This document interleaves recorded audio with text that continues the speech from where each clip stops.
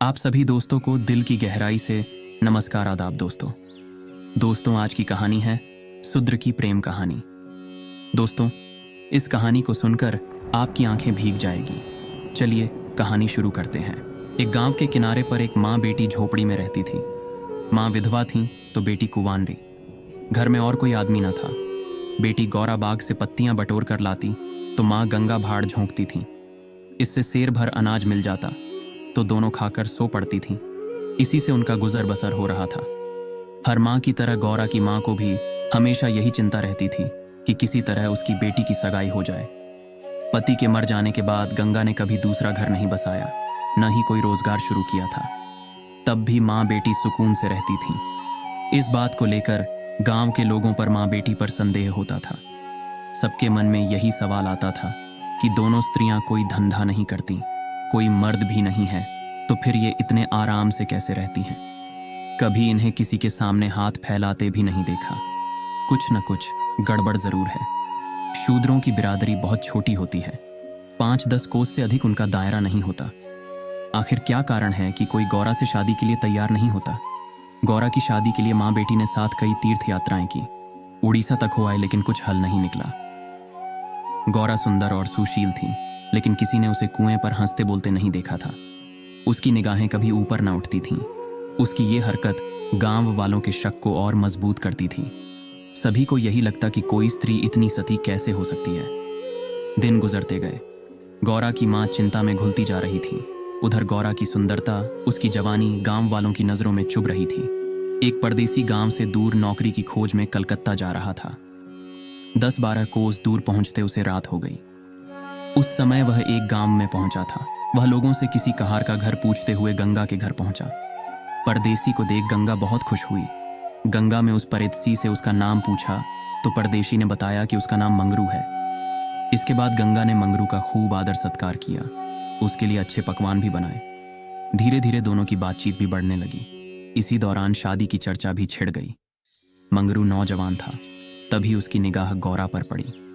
गौरा एक सुंदर और शांत हाव भाव की लड़की थी, जिसे देखते ही मंगरू भी मोह में पड़ गया और वह झट से गौरा से सगाई के लिए मान गया। उसने 2-4 गहने खरीदे और कपड़े उधार लेकर सगाई कर ली। गंगा बेटी दामाद को अपनी नजरों से दूर नहीं करना चाहती थी, इसलिए दोनों गंगा के साथ ही रहने लगे। 10-15 दिन भी नहीं बीते थे कि मंगरू के कानों में कई तरह की बातें पड़ने लगीं। बिरादरी के अलावा दूसरी जाति के लोग भी कई तरह की बातें बनाने लगे। मंगरू इन अटकलों से परेशान हो गया था, लेकिन वह गौरा को छोड़ना भी नहीं चाहता था। 1 महीने बाद मंगरू अपनी बहन के घर गया। बहन ने खाना परोसा। मंगरू ने बहनोई को साथ खाने के लिए कहा। बहनोई बोला, तुम खा लो, मैं बाद में खा लूंगा। मंगरू को कुछ संदेह हुआ। उसने साफ पूछ लिया कि आखिर बात क्या है। बहनोई बोला, मैं तुम्हारे साथ नहीं खा सकता। तुमने बिरादरी से बाहर शादी की है। किसी से न कुछ पूछा न कुछ बताया। जब तक पंचायत नहीं होगी मैं तुम्हारे साथ उठ बैठ नहीं सकता। तुम्हारी हरकत की वजह से मैं समाज से रिश्ता नहीं खत्म कर सकता। मंगरू तेजी से उठा और ससुराल लौट आया। मन बेचैन था। उसने किसी से कुछ नहीं कहा और रात के अंधेरे में गौरा को छोड़कर चला गया। इसी तरह कई साल बीत गए, लेकिन मंगरू का कुछ पता न चला। पति के गायब होने पर भी गौरा उदास न थी। वह हंसती खेलती, मांग में सिंदूर लगाती, रंग बिरंगे कपड़े पहनकर तैयार होती थी। अपने पीछे मंगरू एक भजन की किताब छोड़ गया था। खाली समय में गौरा उस किताब से कोई भजन गाती थी। पहले गौरा गांव की औरतों से ज्यादा मिलती जुलती नहीं थी। दरअसल उसके पास उन स्त्रियों से बात करने के लिए कोई विषय ही नहीं होता था। गौरा के पास अब गृहस्थ जीवन की ढेरों बातें थीं, जिसकी चर्चा वह गली मोहल्ले की औरतें के साथ करती थी। वह सभी को बताती कि मंगरू कितना अच्छा सहनशील है। तभी वहां मौजूद एक स्त्री ने पूछ लिया, गौरा, मंगरू तुम्हें छोड़कर क्यों चला गया? गौरा कहती, मर्द कभी ससुराल में रह सकता है भला? बाहर जाकर पैसे कमाना ही मर्द का असली काम है। वहीं जब कोई गौरा से यह सवाल करता कि मंगरू खत क्यों नहीं लिखता, इस पर गौरा मुस्कुराकर कहती, अपना ठिकाना बताने से डरते हैं। जानते हैं कि गौरा सामने आ पहुंचेगी। सच कहूं तो मैं उनके बिना एक दिन भी नहीं रह सकती। एक सहेली बोली, तेरी बात हम नहीं मानते, जरूर मंगरू और तेरी लड़ाई हुई होगी। तभी इसी तरह बिना बताए वह तुझे छोड़कर चला गया। गौरा बोली, बहना, अपने भगवान से भी भला कोई लड़ता है क्या? जिस दिन ऐसी नौबत आई मैं कहीं जाकर डूब मरूंगी। कई दिनों बाद कलकत्ता से एक आदमी आया और गंगा के घर रुका। इत्तेफाक से वह मंगरू का पड़ोसी निकला। उसने कुछ पैसे और 2 साड़ियां गौरा के हाथ में थमाई और बोला कि मुझे मंगरू ने तुम्हें लेने भेजा है। ये सुनते ही गौरा की खुशी का ठिकाना न रहा।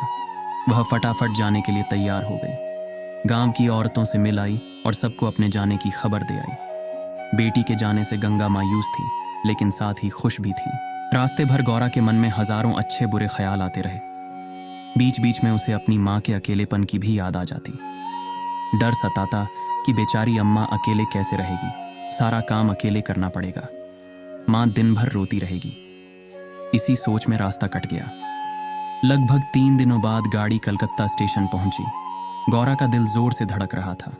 वह प्लेटफॉर्म पर उतरकर मंगरू का इंतजार करने लगी। बूढ़ा बोला, मैंने आसपास सभी जगह देख लिया, लेकिन मंगरू तो कहीं दिखाई नहीं दे रहा है। शायद अब तक आया नहीं है। गौरा घबरा गई। तभी बूढ़ा बोला, चलो हम डेरा पर चलते हैं। उसे मालूम न था कि हम कौन सी गाड़ी से आ रहे हैं। ऐसे में भला उसकी राह देखने से कोई फायदा नहीं। गौरा बात मान गई और दोनों तांगे पर सवार होकर चल दिए। ये पहली बार था जब गौरा गांव से बाहर निकली थी। उसकी आंखें इधर उधर चीजों को निहारने में लगी हुई थीं। अचानक तांगा एक सुंदर और विशाल भवन के सामने रुका। गौरा उतरी और तेजी से सीढ़ियों के सहारे ऊपर चढ़ने लगी। मंगरू से मिलने की थोड़ी भी देरी उससे बर्दाश्त नहीं हो रही थी। तभी बूढ़े ने पहली मंजिल के एक कमरे की ओर इशारा करते हुए कहा, यह मंगरू का कमरा है, जाओ, वह अंदर ही पड़ा होगा। गौरा अंदर गई, लेकिन कमरे में कोई न था। कोने में खाट और 4-5 बर्तन पड़े हुए थे। वह बाहर आई और बूढ़े को बताया।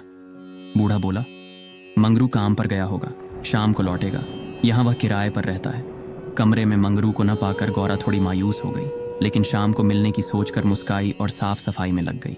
उसने कमरे में झाड़ू लगाया, बर्तन धोए, नहा धोकर शाम का इंतजार करने लगी। राह देखते देखते देर शाम हो गई, लेकिन मंगरू का अब तक कोई पता न था।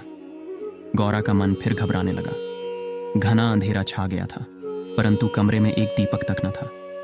जब भी किसी की आहट होती तो गौरा को लगता मंगरू आया होगा, लेकिन दरवाजे पर कोई दस्तक न होती थी। कुछ देर बाद दस्तक हुई। गौरा दौड़ी और दरवाजा खोला। सामने बूढ़ा खड़ा था। गौरा बोली, वो अब तक आए क्यों नहीं आया? बूढ़ा बोला, अभी मैं मंगरू के दफ्तर से ही लौटा हूं। साहब ने बताया कि मंगरू का ट्रांसफर हो गया है। मंगरू ने साहब से कई मिन्नतें की, लेकिन किसी ने उसकी एक न सुनी और दूसरी जगह भेज दिया। मैं दफ्तर से उसका नया पता ले आया हूं। कल सुबह तुम्हें जहाज पर बैठा दूंगा, फिर तुम अपने मंगरू के पास चली जाना। गौरा घबरा कर बोली, जहाज में? कितने दिन का सफर होगा? बूढ़े ने कहा, कम से कम 8 से 10 दिन तो जरूर लगेंगे, लेकिन घबराओ मत, तुम्हें कोई परेशानी नहीं होगी। तय बात के मुताबिक अगले दिन गौरा बूढ़े के साथ मंगरू के पास जाने के लिए निकली। बूढ़े ने उसे जहाज पर बैठाया और विदा किया। जहाज जैसे जैसे किनारे से अलग हो रहा था, वैसे वैसे गौरा को लग रहा था कि अब उसकी अम्मा, गांव सब पीछे छूट रहा है। चारों ओर पानी पानी देख गौरा का मन अजीब हो रहा था। अनजान जगह में मंगरू को कहां खोजेगी? यह सोच सोचकर उसका दिल बैठा जा रहा था। जहाज पर कई स्त्रियां और पुरुष सवार थे। गौरा उन्हें देख और उनकी बातें सुन रही थी। तभी उसकी नजर एक कोने में अकेली बैठी स्त्री पर पड़ी। गौरा ने हिम्मत कर उससे पूछा, कहां जा रही हो बहन? ये सुनते ही स्त्री की आंखें डबडबा गईं। बोली, मुझे नहीं मालूम कि मैं कहां जा रही हूं, बस जहां भाग्य ले जाए वहां चली जा रही हूं। तुम कहां जा रही हो? गौरा बोली, मैं तो अपने मालिक के पास। स्त्री झट से बोली, बहन, कोई तुम्हें बहला फुसला कर लाया है।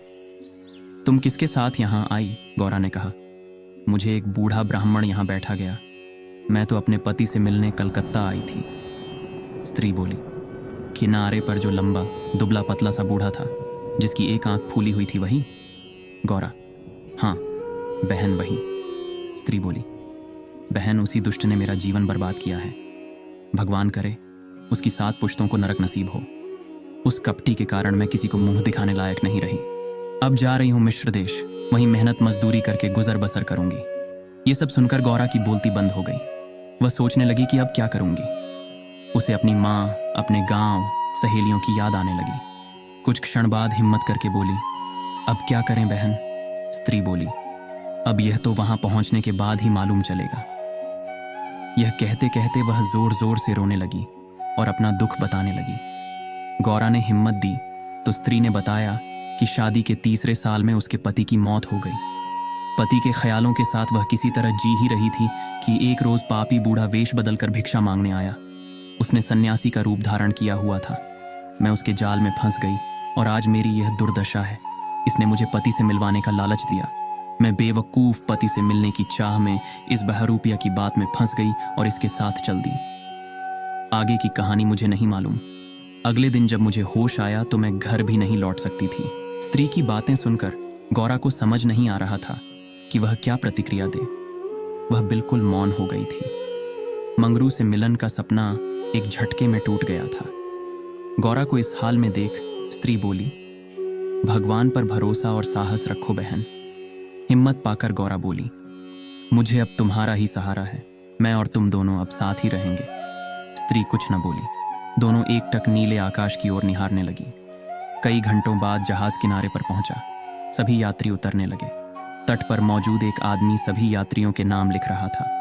अब गौरा के उतरने की बारी आई। जैसे ही उसने पांव नीचे रखा वह चौंक गई। उसके शरीर में करंट दौड़ गया।